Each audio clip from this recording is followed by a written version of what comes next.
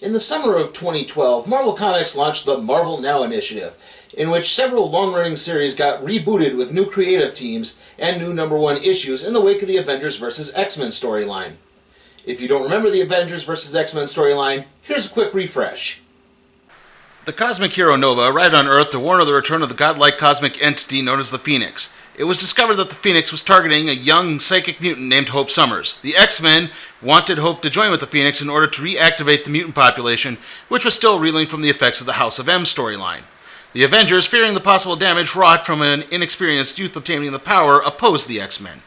The Phoenix arrived and the two groups began scuffling. Iron Man blasted the entity with a special disperser ray in an attempt to stop it. However, the Phoenix was split 5 ways, where it bonded to the mutants Cyclops, Emma Frost, Colossus, Magic, and Namor the Submariner. The group would come to be known as the Phoenix Five and began remaking the Earth in their own image. Eventually, the Phoenix Five became corrupted by the power and began taking each other out. Cyclops was the last left, possessing all the powers of the Phoenix. Charles Xavier stepped forward to confront Cyclops, but Cyclops had long soured on Xavier's dream of a mutant-human utopia and killed his former mentor. Eventually, Hope Summers returned after receiving special training in the ancient city of Kunlun and teamed with the Scarlet Witch to strip the Phoenix from Cyclops. Hope then used the Phoenix to reactivate the mutant population before expelling the entity. In the wake of the storyline, it was decided there should be a new team of heroes formed, featuring former members from both the X-Men and the Avengers. Now, if you know anything about Avengers history, you would know that there is a long history of mutants actually serving in the Avengers. The list goes all the way back to Avengers number 16, when Quicksilver and the Scarlet Witch left the Brotherhood of Evil Mutants to join the team. After that, there was former X-Men member Hank McCoy, aka The Beast. The 90s saw mutant members of the New Warriors, Firestar and Justice join. The New Millennium saw Wolverine on the main roster, and the Young Avengers team with Wiccan and Speed as members. I know that isn't all the mutants that have served in the X-Men, but I think it's enough to support the argument. Also, in the wake of another Marvel event, The Siege, Captain America did often try to reach out to the X-Men in order to heal relations between the superhero and mutant communities, only to be rebuffed by Cyclops. However, in the wake of this new storyline, it would be decided that there would be a new Avengers team called the Avengers Unity Division in the comics, though the book would actually be called The Uncanny Avengers. The first story arc is The Red Shadow, which is what we're looking at today. So with that in mind, let's start Uncanny Avengers, The Red Shadow. The X-Men say goodbye to Charles Xavier, with Wolverine delivering the eulogy. But there is one mutant missing from the proceedings. Alex Summers, the mutant known as Havoc, is visiting his brother Cyclops in prison. Alex asks Scott why this had to happen. Why did he abandon Xavier's dream? Scott says he finally saw the light. Alex responds that Scott actually turned away from the light. As Alex leaves the facility, he's greeted by Captain America and Thor. Alex Summers is the younger brother of Scott Summers, aka Cyclops from the X-Men, and the two brothers were separated after Alex was adopted shortly after their parents' apparent death. Now, they would be reunited in college, where it was discovered that Alex was also a mutant who could charge solar energy and then fire it out as a plasma blast. Alex would eventually join the X-Men under the name Havoc and would be an on-again, off-again member. So on-again, off-again that he has a strained relationship with his brother Scott. Cap has an offer for Alex. Join a special Avengers group and be an example to both the human and mutant communities. Alex isn't so sure, as the public is bound to find out that he is the brother of Cyclops. The conversation is interrupted by a commotion outside the building. Longtime X-Men foe Avalanche is attacking every human around Avengers Tower. Alex worked with Cap and Thor to take Avalanche down. Meanwhile, back at Charles Xavier's grave, the Scarlet Witch pays her respects.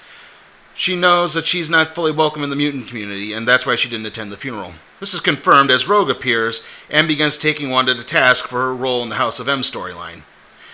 The two begin to argue, only to be interrupted by an attacking group of mutants. The group overwhelms Rogue and Scarlet Witch and makes off not only with them, but the body of Charles Xavier as well.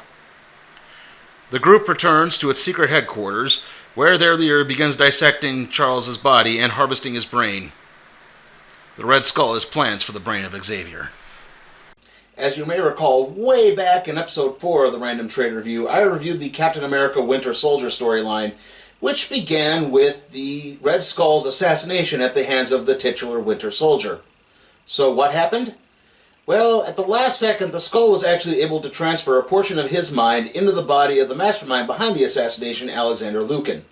While in control of Lukin's body, the Red Skull began to manipulate a radical third-party presidential candidate named Gordon Wright in an attempt to then take over Gordon Wright's body after he won the presidency. As this plan began to fall apart, longtime Skull cohort Aram Zola transferred the Skull's mind into a robotic body, much like Zola's himself. Now, after a while, the Red Skull had his mind transferred into a clone of his original body.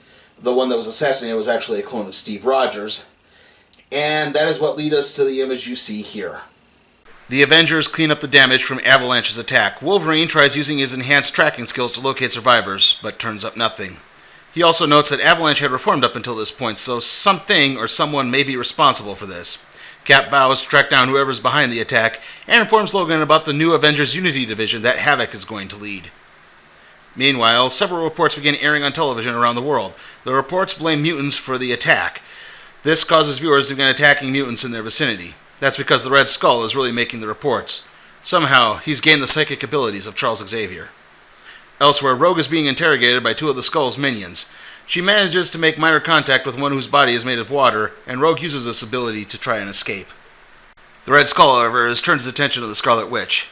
He relates to Wanda's own personal backstory, how, much like mutants, he has always been an outsider. In reality, though, he's using Xavier's power to brainwash Wanda. Shortly after the Skull leaves, Rogue jumps Wanda and the two tussle until they enter a room containing Xavier's body. The sight of Charles Xavier with his brain removed shakes both of them. Wanda is freed from the Skull's hold and begins to piece together what happened when the Red Skull and his forces re-enter the room. It's then that the Red Skull makes his move. He and his forces, which now include Rogue and the Scarlet Witch, go to the site of Avalanche's attack, and the Skull begins to rail against mutant kind and uses Xavier's ability to allow ordinary people to detect mutants. The public begins to turn on each other as various civilians are beaten to death. The Avengers arrive on the scene, and Havoc tells Cap to go be Cap, Wolverine to go be Wolverine, and Thor to take on the Skull. Thor makes his way to the Red Skull, only to be halted immediately. It's not the Red Skull, though. It's his mind-manipulating propaganda minister, Honest John. He's able to bend the Thunder God's will. However, Thor's presence is enough for the Skull to loosen his hold on Rogue and Wanda. The two manage to get to Wolverine and tell him what happened with Xavier's body. And somehow, the Red Skull bonding Xavier's brain to his. Logan snaps and chops off the Skull's hand. However, it's then that Thor approaches the Red Skull and kneels before him. Wanda and Havoc square off against Thor, while Captain America knocks out Honest John and confronts the Red Skull. Skull immediately goes to work in trying to brainwash Steve.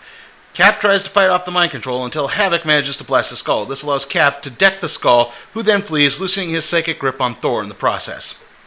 Afterwards, depression sets in as people, both Avengers and civilian alike, sift through the wreckage. That is until Alex speaks up. He says that the Red Skull is behind everything. None of the civilians are at fault for what happened. However, what happens next will be their responsibility. Over the next few days, the burgeoning team starts to recover. Cap and Alex go over how to combat the Red Skull and possible future members of the team.